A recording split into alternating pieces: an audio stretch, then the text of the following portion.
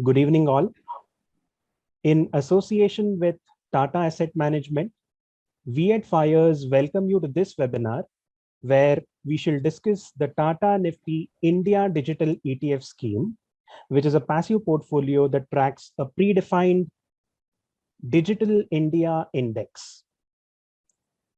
This scheme offers an investor the opportunity to get a focused exposure in the digital change and the digital enablers. Joining us in discussing about this scheme is Shaily Gang from Tata Asset Management.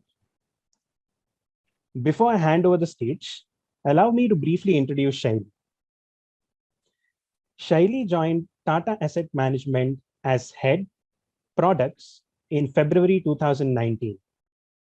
She has a rich financial services experience of over 17 years across various areas of banking and wealth management. Prior to joining Tata Asset Management, Shaily worked with ICICI Bank for 7 years in the product segment of wealth management, initially working on mutual funds and then on alternative assets. Prior to her tenure at ICICI Bank, Shaily was with Royal Bank of Scotland for nearly 5 years, where she did various roles in wealth management. She started her career with HDFC Bank. Shaily is a qualified Bachelor of Commerce from Mulund College of Commerce, Mumbai, and an MBA from Chetana Institute of Management and Research, Mumbai. Shaily, we at FYERS thank you and Tata Asset Management for being a part of this webinar. With that said, you can take the stage ahead. Thank you, Abhishek. Thanks a lot. I think the screen is already visible. My screen share is visible, correct? Yes, that's and perfect. My voice is audible. It's perfectly audible. Okay. So, firstly, thank you, FYERS, and thank you all the investors and the participants here. It's a pleasure to be talking to everyone here. Yes, our agenda today is talking about this ETF. So I was thinking I'll take the next, over the next 40-45 minutes, the way we would go about is, just minimize this window. The way we will go about is talk about the concept of digital and the concept of digital and IT. Are there any differences? Are there any other products? What is the difference between the IT index and digital? And prior to that, understanding the concept, our concept of digital itself in this ETF. The next section would be a little about very briefly what is an ETF, because we have, while we have discussed the concept, which is the platform through which this product will be delivered. So that's the exchange traded fund. So we'll talk a little about that. Briefly about that, and then we'll go on to the portfolio, the fund, of this, because this is an index we have created in consultation with NSE, and NSE, of course, is the index constructor. We've together consulted, and but right now, once the index is listed, it is completely with NSE in terms of the maintenance and rebalancing and everything of the index. So setting the context for the concept of digital and what it means to us, what do we mean by that? What we are saying at first is the rise of digital businesses. So if you see in 2005, the world's largest market cap companies, if you just look at the stack, not many of them, only 1 out of 8 of them, 8 of the largest companies was a tech company. Come 2022, the likes of Apple, Microsoft, Google, Amazon, Tesla, Nvidia, which is into semiconductor business. These are all companies which are classified as tech, and so 6 out of the 8 companies by largest market capitalization here in the world is tech companies. So that's the change in the economy which has happened, and that change is very reflective in the markets as well. 2005 and 2022, if you see, the share of tech companies which are listed in the largest capitalization, market capitalization, has increased. If you were to see the share price, and we have taken the period of 2012 to 2021, and if you take the share price compounded annual growth rate, in this chart it's indexed to 100, but if you just take the share prices of the physical offerings, the likes of Walmart and Coca-Cola, to the share price of the digital offerings, which is the likes of Netflix, Amazon, Google, Apple, you see the former is between 5 to 10%. The share price compounded annual growth rate between 2012 to 21, while digital offerings is at more than between 35 to 50%. It's quite high. So obviously, what we are saying is, before that, what we are saying is some businesses are displacing the traditional, some digital businesses are displacing the traditional businesses, like your cinema and video games and traditional TV is all being taken over by the likes of Netflix and Hotstar and Amazon Prime, which is classified as the OTT. However, in some cases, in many of the cases, the digital businesses are actually supporting traditional businesses, and they are giving a lot of leverage to the traditional businesses. And leverage meaning they are leading to the wider reach and faster reach of the business. They are lowering the costs, they are helping the margins do that. So if you see the physical business of food services in India, has been assisted digitally with the growth of online food services. And if you see the growth rates, it's phenomenal. From 2016 to 18, it was, of course, a three-digit number. COVID impact was there, and yes, it attrited by about 30-35%. And again, now, as you see, between 2022 and right up till 25, the expected growth is about 35%. So that's how there are a lot of sectors where digital businesses are supporting. If you were to just see how are they different, of course, one is, as I mentioned, they give a lot of, the digital platform gives a lot of leverage to the physical businesses. And it's permissionless leverage. Capital and labor are two forms where if you want and labor is the oldest form of leverage. So you have a business idea, you employ people, and you scale it up. You have an idea, you have a business idea, you deploy more capital. If you can manage the capital allocation very well, you deploy more capital, keep deploying, and you scale it up and be profitable as well. But the third form of leverage, and which is the latest, is this, media or digital, whatever that, is permissionless. You don't need somebody's permission, as it is said. For capital, you need to go and take it from someone. For labor, you need to go ask people to work for you, whatever. So that's the kind of difference which a digital platform can give it to you.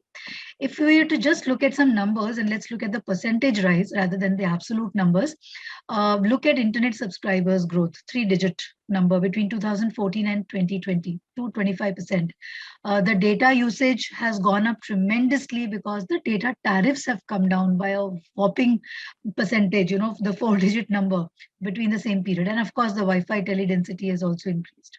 So these are all the infrastructure or the drivers which are pushing the digital adoption. Digital adoption meaning the customers and the merchants both being, getting used to digital or adopting more digital or taking the digital route.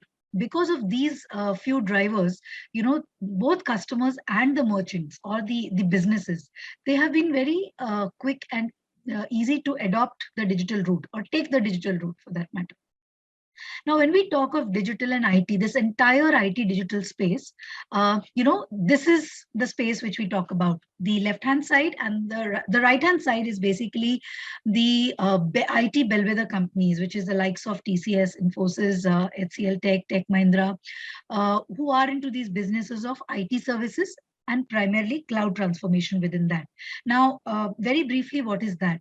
So a lot of companies are moving their data, their wares, their apps, their infrastructure to cloud, from local servers to cloud. Cloud is a central server, let's say, and they're doing that. They are getting benefits of costs.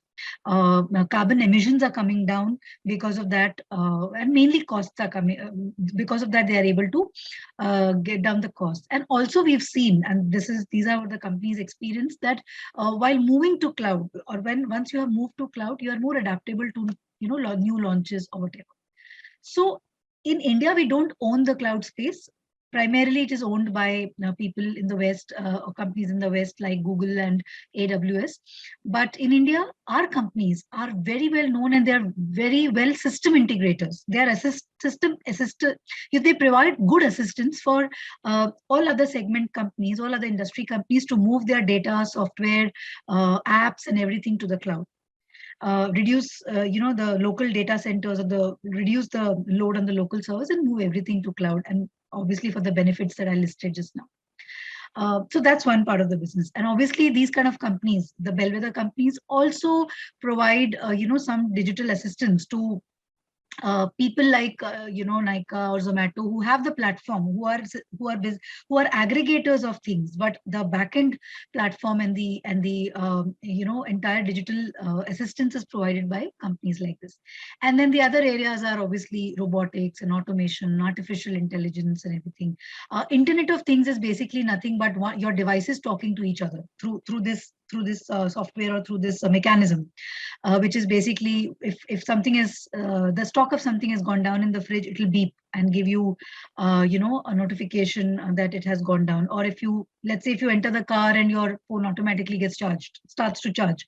So these are two devices talking to each other, or all your electronics at home is connected on a common platform. So this is IoT. These are all digital enablers. So larger portion of these digital enablers, which is the IT bellwether companies, the larger companies, is cloud transformation. And the other things which I mentioned are other parts of it. We are also seeing, and this was our idea, we were seeing, and we are hopeful, and we are confident of the emergence of these digital change agents. And which are the digital change agents that we see? We see e-commerce, like specialty retail, online outlet, or online platform. Q-commerce, which is your quick commerce, which is grocery delivery, the likes of Zomato, Swiggy. Food tech, again Zomato, Swiggy, and food tech companies are also getting into quick commerce, because obviously they have their delivery mechanisms in place. So health tech, which is your tech becoming, or your health segment, getting digitized, and how we'll obviously briefly see. Fintech, all your payment aggregator, all your other financial products being available online, lending happening online, and all that. Education tech, education and learning happening online. So these are the two broad spaces.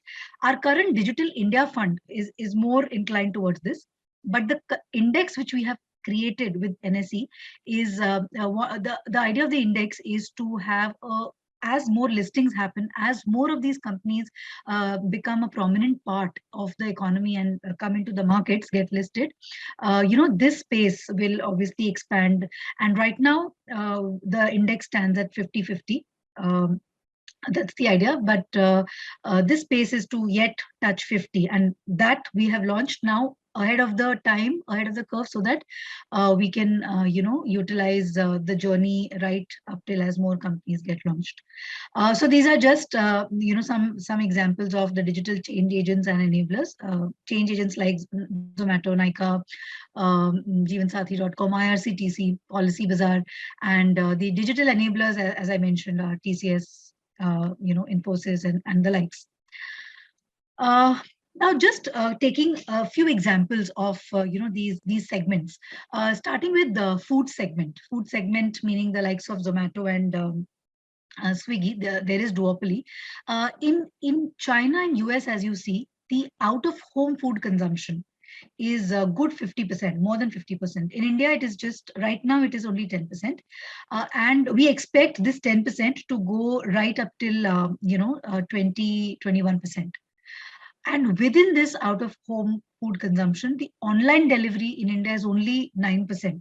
Within this out-of-home food consumption. So one is out-of-home food consumption is also expected to expand. And within that, the share of online food delivery, whatever it is currently at 9-10%, it's expected to go to 20%, which for China and US is already higher in double digits. What are the reasons why an out-of-home food consumption should go up? Of course, there are multiple reasons. One being a rise of, the women participation or participation of women in the workforce. Incomes are rising overall of the entire target audience. You have nuclear families now as compared to joint families earlier, and that's why the out of home food consumption is very less in joint families. And then you have internet penetration, which is helping. Few other things which are helping in this growth is availability of quick service restaurants, the likes of KFC and McDonald's and Burger King and all that. And they're standard. They have good standard. They are high quality, good standard companies who are expanding in the tier 2 and tier 3 cities as well. So they right now cover about 500 cities in India. And that is from where the growth is coming. So because they are available, because such good standard quality companies, good quality quick service restaurants are available, those setups are available, online food is growing. And also there's one more interesting concept which has emerged, which is the emerging cloud kitchen. So some of the few cloud kitchens which are doing well and famous in India right now, at least the top 5 kitchens which come up when you search for them are your Rebel Foods, which run brands like Fasos and Oven Story and Behruz Biryani. Then you have Biryani by Kilo, which is a focused kitchen only doing biryani. Then you have Mojo Pizza, is again a focused one. So even cloud kitchens are emerging, and uh, they are assisting in aiding again the growth of online food delivery. At the same time, these kitchens are also having some benefits that they can deliver straight to the customers. They can operate in a space which is much less than what your traditional restaurant space would be required. And so of course their costs are reducing, and that's why they see the growth, and they are seeing the growth. And also through these apps, you understand customer preferences, you apply artificial intelligence to this data, the analytics of customer preferences and buying patterns, and then you endeavor towards increasing the average order value for particular segments, and so on and so. So these are the reasons why the online food delivery or the food tech is doing well, is expected to do well in future. So the 10-year CAGR of food tech or online food delivery is quoted is being quoted at about 10%. As 10-year CAGR is at about 30%. Sorry. So that's the kind of CAGR that they're talking about. Quick commerce, again, it's the here these delivery mechanisms of the food delivery companies are already there, and these same mechanisms can be used for grocery delivery. So you would have heard, and the likes of Zepto and Blinkit and everyone, it's that their timelines are actually cab hailing timelines, 10 minutes, 15 minutes, 30 minutes, like that. And they're using those mechanisms, and they are setting up micro warehouses to the close to their customer hubs, and so that's how they are able to adhere to these timelines, and that's the format that they have adapted to, and they are aligning to. And then they restrict they're stocking to very high demand items, focused items, so that's how they are catering to the demand. uh, I think online food delivery is online grocery delivery is hardly 1% of the entire grocery market, and the grocery market is 7.5 times of the online food delivery market. So there is good. So the market is huge, and within that, because the online share of that market of online grocery is very small, it's just 1-2%. There is enough runway for growth for this segment also.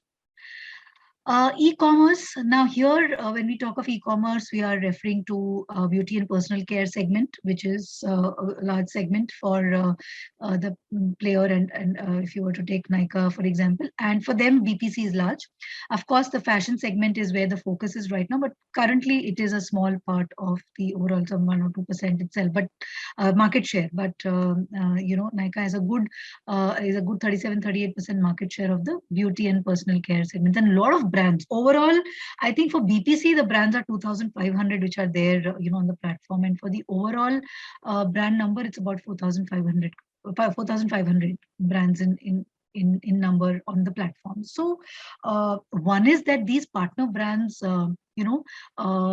they are preferring this channel or these digital channels for their advertising, and they're obviously gaining on the margin also. So they are able to reduce the margin and the costs, and they are able to do better job and good channelizing, good advertising through these this thing. Plus these e-commerce platform like the setup of Nykaa, they are also wanting to have their own in-house brands so that they can have margins there. Plus they can sell these in-house brands through brick and mortar stores and as well as have an online presence. So customers can get a feel of the online and offline and both.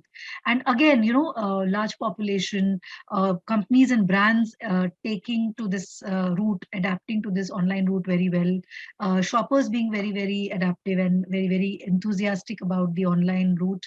Internet penetration, of course, is there and helping. The infrastructure is in place.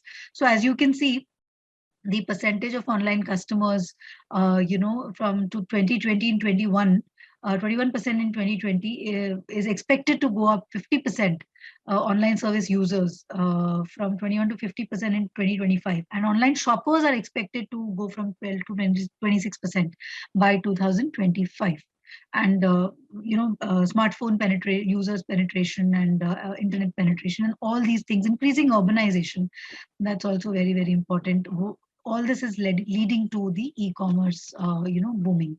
As you see, the market size of the beauty and personal care has increased from 14 billion rupees to 91 billion rupees, and currently the online share is about 8%.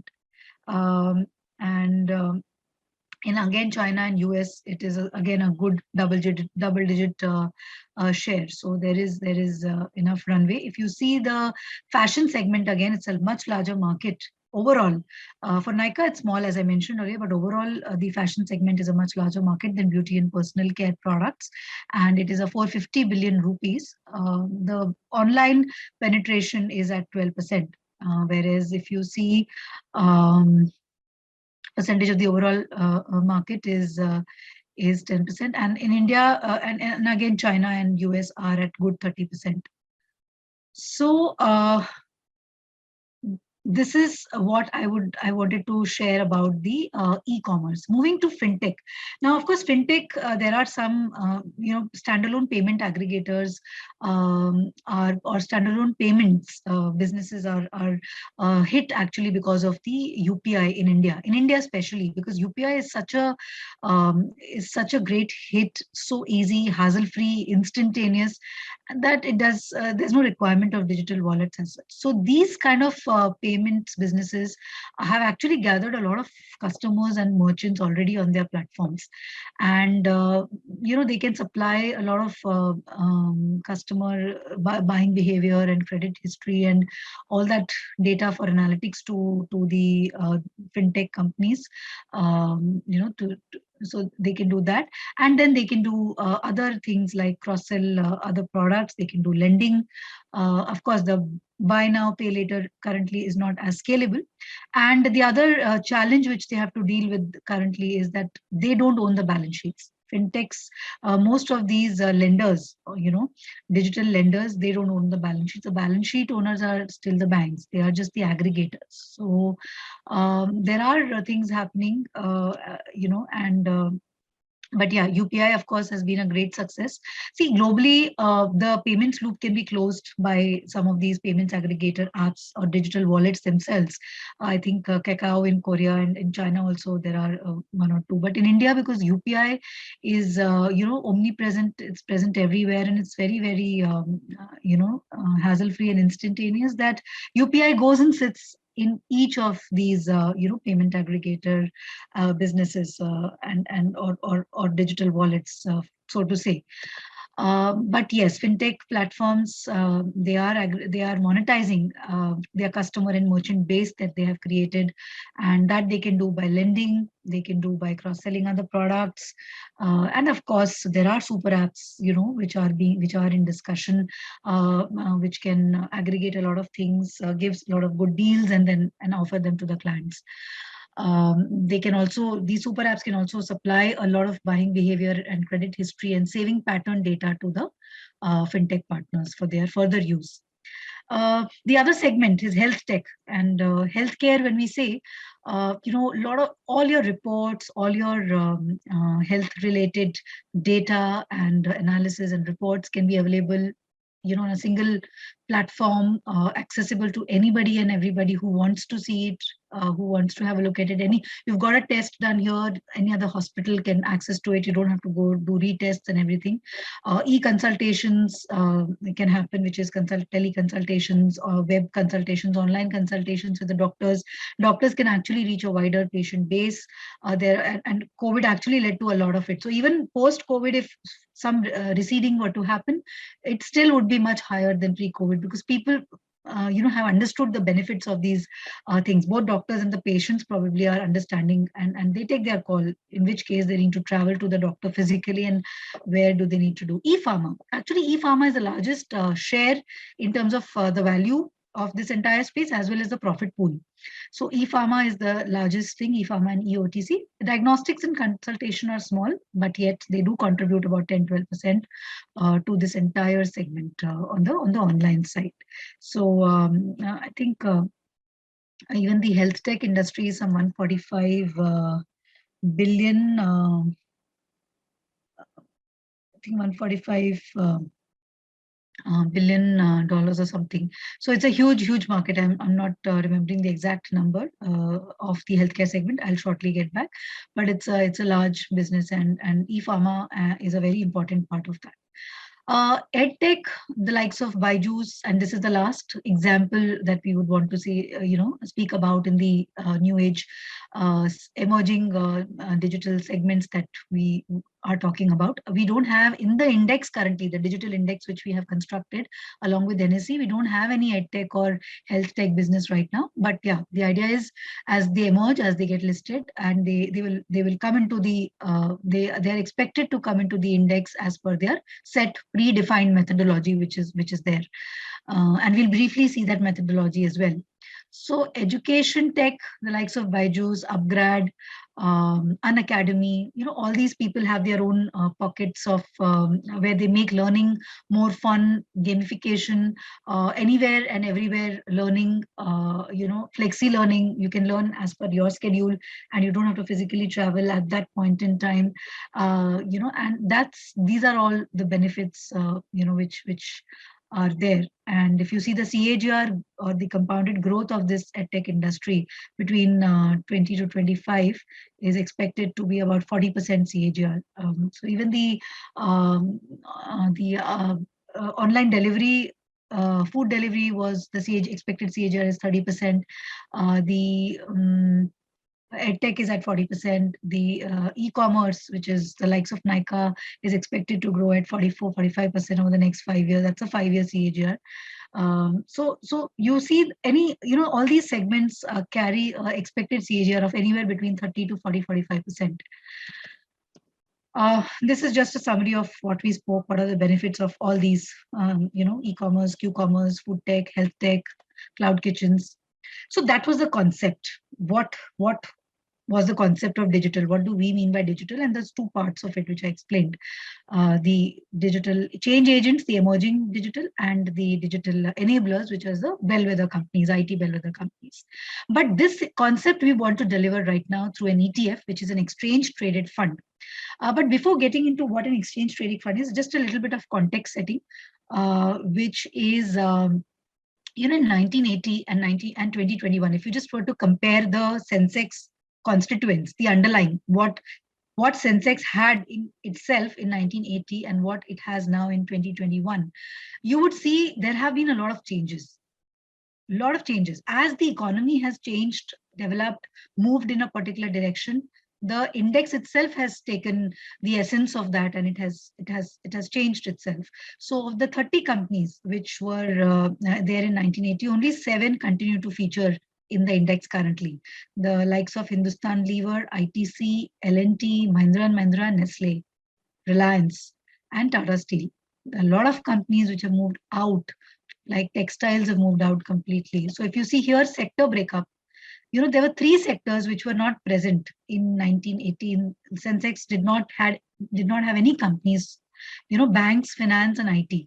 And come 2021, you have 6 banks, you have 3 finance companies, and you have 4 bellwether IT companies in the index. And what has gone out is steel, and steel has become from 3 to 1, because Tata Steel remains, of course, and textiles have moved from 4 to 0. No textile company features currently. So this is how, the representation of the economy in the index is also changing. Though it is an index, the larger or the myth could be that index hai, ye to change nahi hota hai. But no, it is static. No, it is not static. It also undergoes a lot of changes. And the index constructors like NSE and BSE, they do a lot of things at the back end so that they can represent the right economy, through the index. So your camera companies have given way to, your physical old-time camera companies have given way to your phone manufacturing companies, your TV manufacturing companies, or cable companies have given way to your OTT companies, your oil companies are all giving way, and they are also getting into renewable energy. So they are also changing. Very quickly, what is this index investing? Person just goes and invests into a basket of stocks, Sensex, Nifty 50. So Sensex is a basket of 30 stocks, Nifty 50 is a basket of 50 stocks. Our Nifty India Digital Index is a basket of, again, 30 stocks pertaining to the entire digital and IT space. So it's a preset, it's a basket of stock, it's a portfolio, it's a basket of stock. What is the difference? Index investing and any other portfolio where a fund manager takes his own judgment, handpicks the stocks where he wants to invest, looks at bottom-up companies, and then invests. These are the two different ways. So the first one we call as passive, which is index investing, and the other usual mutual funds which you know of are the active funds.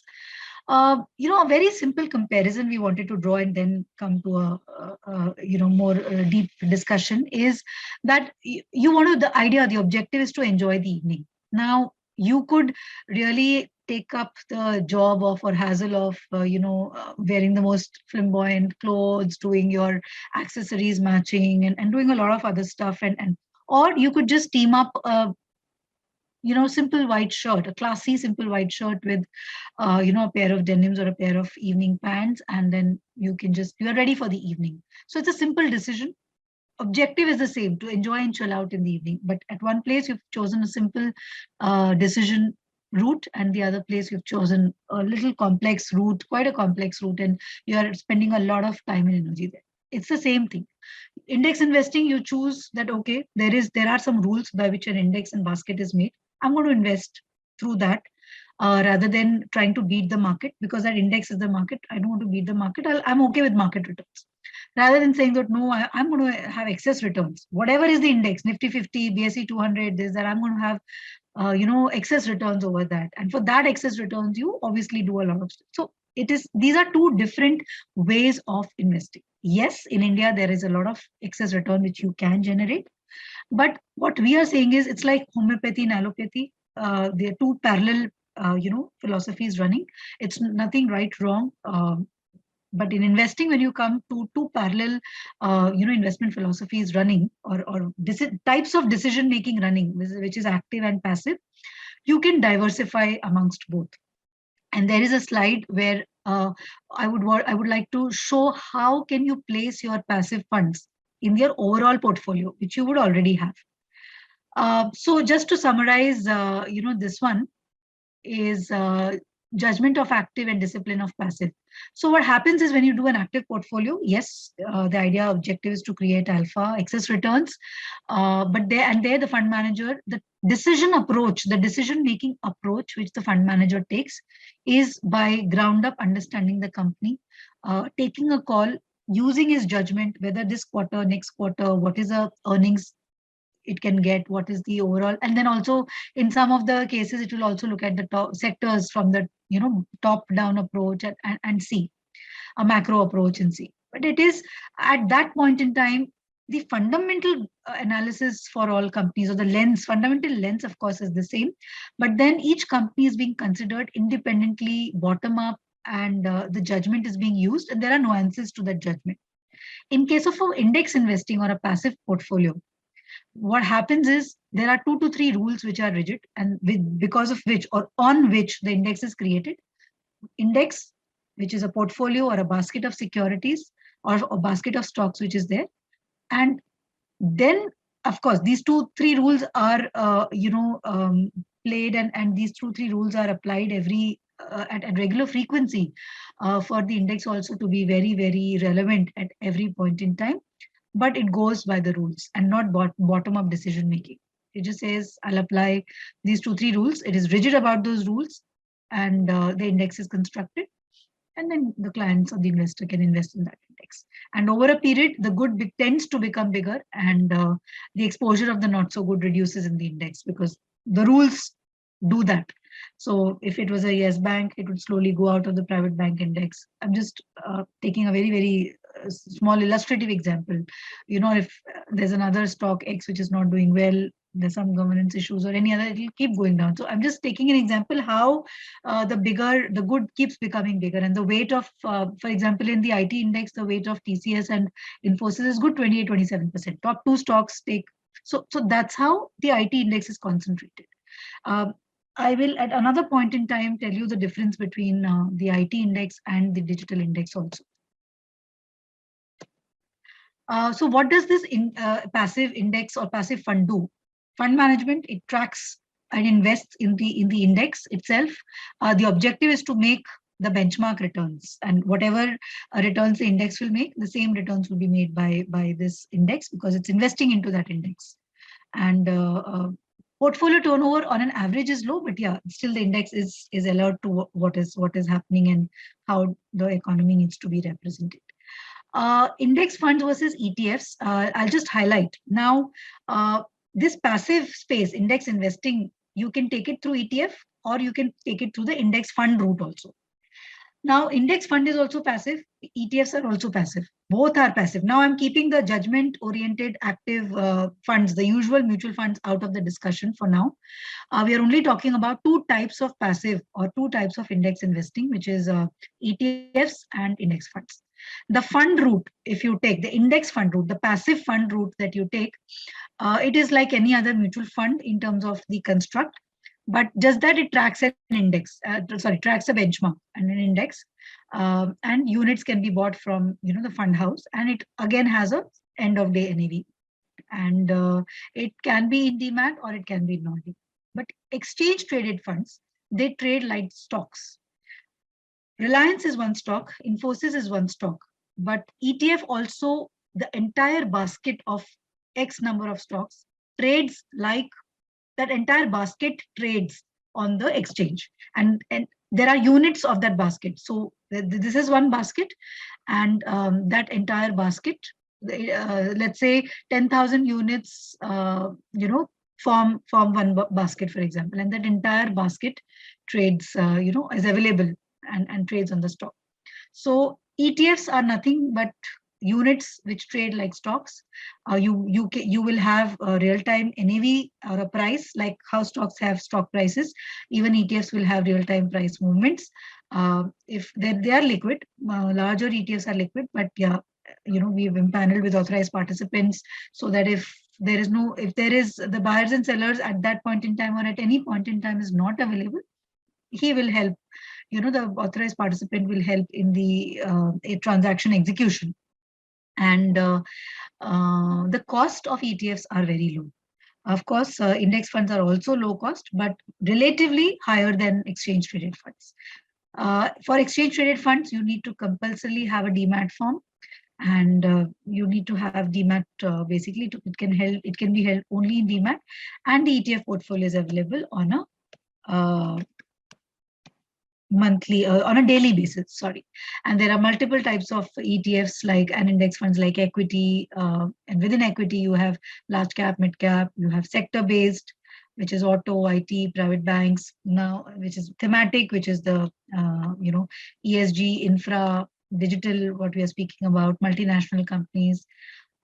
You have global oriented index funds and ETFs also. You have debt ETFs, you have gold ETFs, Now here you have how can you place your passive into your overall portfolio? So let's say you have a 100 rupee portfolio and your core portfolio, let's say, is 20%, 80%, and your satellite portfolio, which is your tactical 2 to 4 year horizon, 2 to 5 year horizon portfolio, for about 20-25%, and 70-75% is your core portfolio for about more than 5-7 years. So 5-7 years is minimum. Now these two parts, you can diversify active and passive within both the parts, under both the parts. So let's say you have large cap funds on the active side, you can go and buy a Nifty 50 ETF and a Nifty Next 50 ETF to diversify. You have, let's say, multi-cap funds, you can go and buy a BSE or NSE 500 or a BSE 500 or a BSE 200 ETF also. And similarly, you have a tactical satellite portfolio. If you have a digital fund, let's say what we are running, you can also go and buy a digital ETF, which is again a passive side. Or if you are already having a banking and financial services fund, an active fund like we have, you can go and buy banking and financial services or a banking index or a banking ETF, or a private bank ETF. You can go and do that. So that's how you are diversifying between a passive portfolio and an active portfolio and a passive portfolio. You are having both. Globally, the share of passives has increased tremendously. The CAGR growth is huge, and the current share of passives is about 25%. Out of the $136 trillion global AUM, about good $34 trillion is passive at 25% market share. In India also, as you see, the ETFs are at 4 lakh crores, out of which it is majorly equity ETFs. Debt is at 57,000 crores and gold is small at 18,000 crores. But this entire, out of this entire 4 lakh crores, about 3.26 lakh crores is already is equity itself. Same is the case with index funds. Index funds is smaller. Overall, it is at about, I think, 57,000 crores. But out of that 57,000 crores, 45,000 crores of index funds is equity again. So overall, if you put together, overall is about 4 lakh plus 57. So 4 lakh 2,000. So basically 4.6 lakh crores is the ETF plus index fund book in India. This is about 10% of let's say 12% of the MFAUM, which stands at about 38 lakh crores. Now, quickly covering over the next 5 minutes, I would like to just cover about this ETF. The concept which we spoke about, it remains the same. The portfolio would have both change agents and enablers. This is the way we will be constructing. We will be first taking NSE 500 as the universe. Then we will be seeing which are the companies which are focused on digital technology, like e-commerce and digital entertainment. And we will create a universe of digital universe from that NSE 500 universe. And that we will do, that universe creation, the digital universe creation, we will do with the help of the AMFI classification. So AMFI classifies all the companies in a 4-step model, and macro, industry, sub-industry, and basic industry. So basis these, and the classification is very very well organized, so it helps us to capture the companies or the basic industries which are pertaining to digital and digital technology, and then a digital universe is created. And then on that universe, the market cap rule is applied, and the top 30 companies based on market cap are chosen from that universe of digital companies, which were created from the NSE 500 universe. And in some cases, if we are stuck, if NSE could also apply some keyword search or some machine learning to include a particular company as a specific case or exclude a particular company. It could so happen that some keywords are there on the web, in the commentary of the company, but company actually is not earning a good portion of the revenues through digital, or something like that could happen. So if it is coming into our basic industries, we can still exclude it while using some artificial intelligence. So that provision is there. And then there are some weights and caps applied. Now, a stock cap of 7.5% and a sector weight, which is the IT bellwether companies, are capped at 50%, so that the other 50% space is available to the emerging digital companies. These two things have helped us to differentiate between an IT index which is existing and this digital index which we have created. And there is no other index which is this is a unique, it's a first of a kind index as of now. You won't find this concept or this there's no other index which is available as a pure index, which you can find.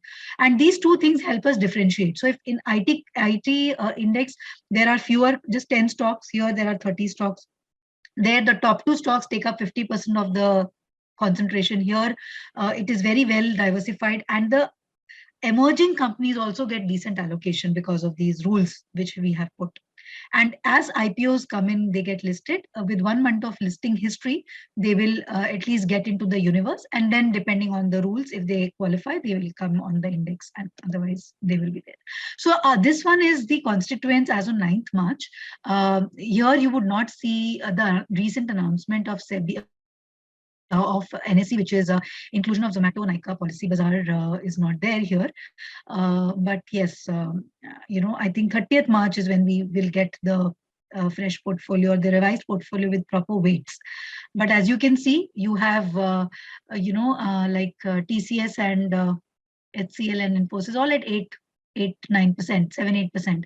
In the IT index, they are at about 28%. So very concentrated and very limited exposure because it is to the IT services.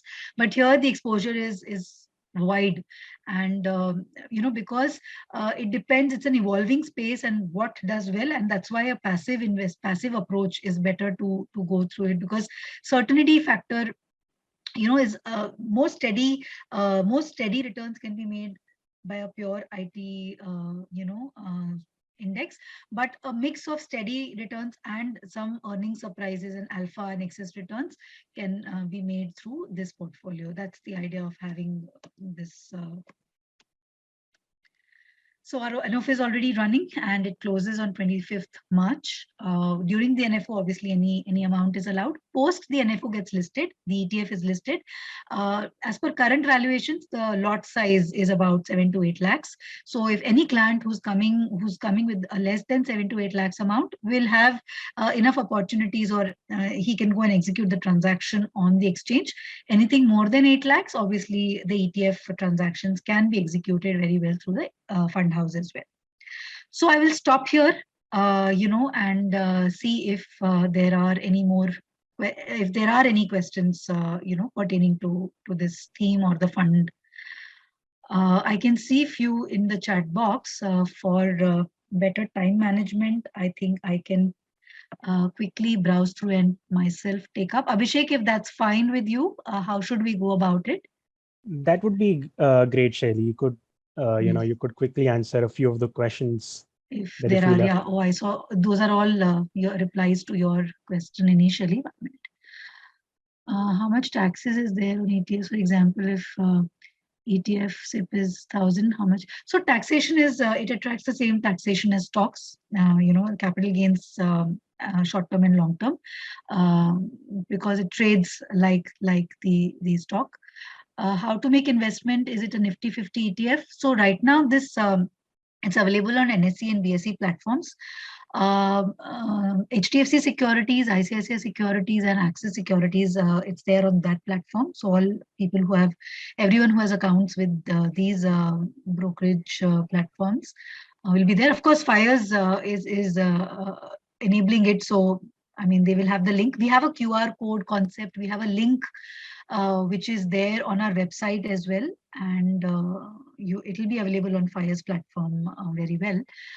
That's the primary platform you should go to execute this transaction of the digital ETF. It is like Nifty BSE. So yes, Nifty BSE is also an ETF, Krishnamurthy, Mr. Krishnamurthy. So, the indices are different. So Nifty Bs is like Nifty 50. You will have an index which is Nifty Next 50. So an ETF will be there on that index. So there are indices and there are ETFs made on those indices. So our index is Nifty Digital India Digital Index, and the ETF is on this index. Tata ETF is on this index. Where can we buy from? As I said, FYERS. Abhishek, you can come in if anywhere you would like to. Um, Firstly, 5,000, then multiple of rupee 1. Yes, yes, yes. Yes, Mr. Yes, Mirja. Will you be sending the link of the recording of the webinar? Yes, we can share it with Abhishek and he can circulate very well. Right. How is it different than Nifty Bs and SBI IT ETF? Okay, so thanks, Mr. Mukundraj Patil, for asking that. So ETF is the same. The structure, the platform is the same. As I explained, ETF is like a stock. An entire basket sits, and you can go and buy the basket on the exchange.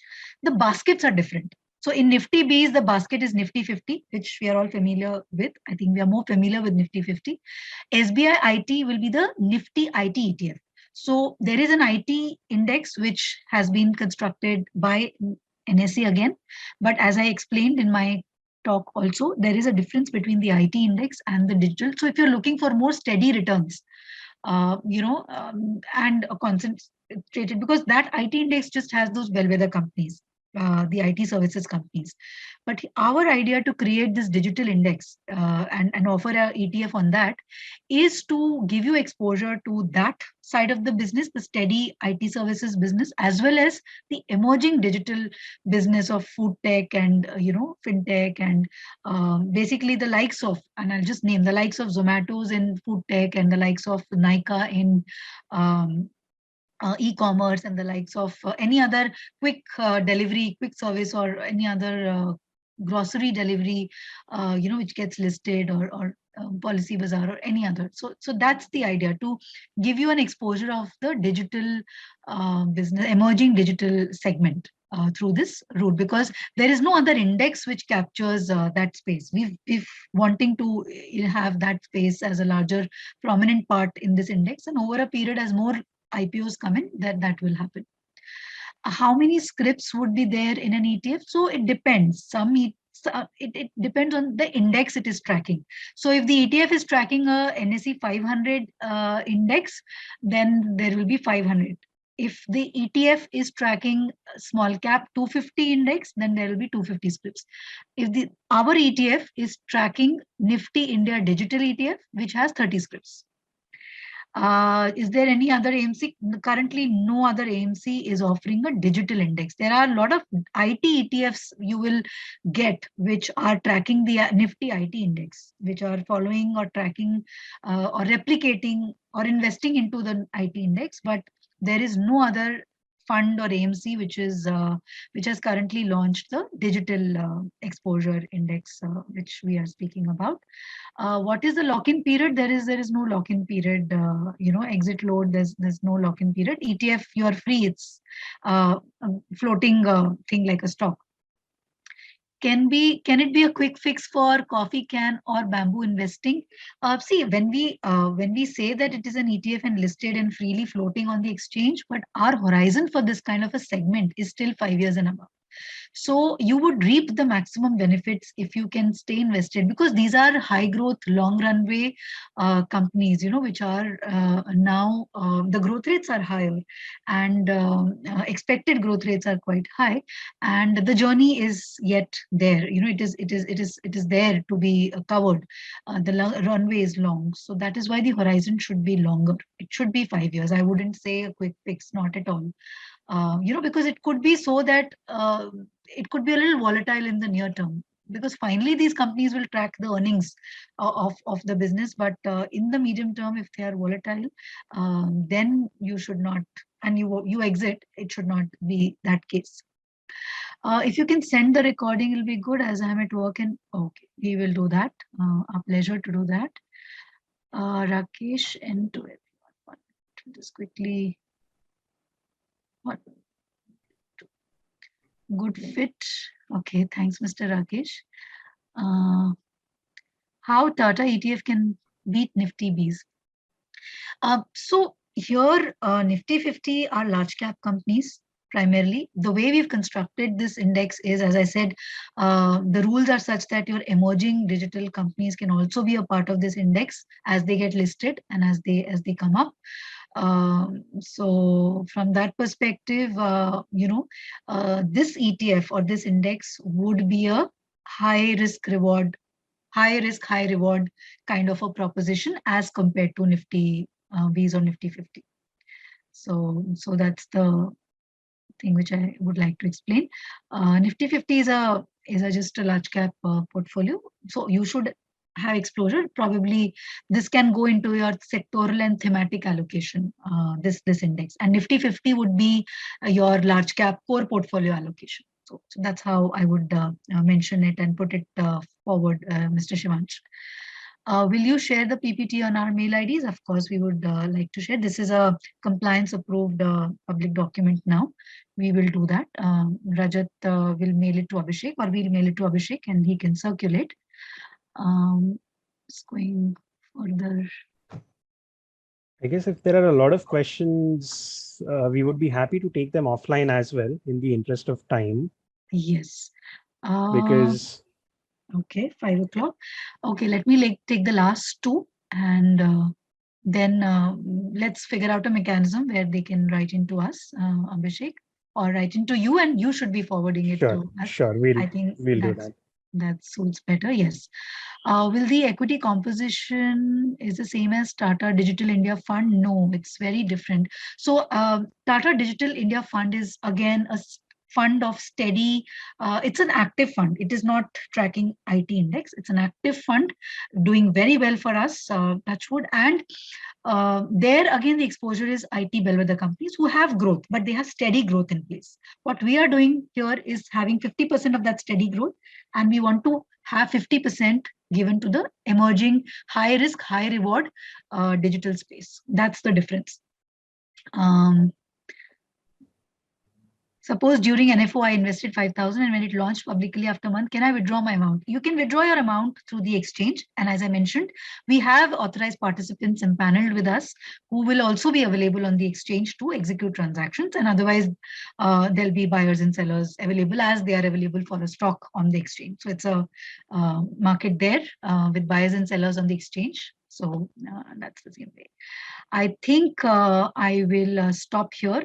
And I would request Abhishek to just scan through this and share an aggregated email to all the participants here, attaching the presentation and the link and some of the more details which they have asked.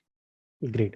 So what we'll do is very soon we'll upload the recording of this webinar on our YouTube channel as well, so that those who want to watch it again, as well as new audience, can visit to our YouTube channel to watch the recording of today's webinar.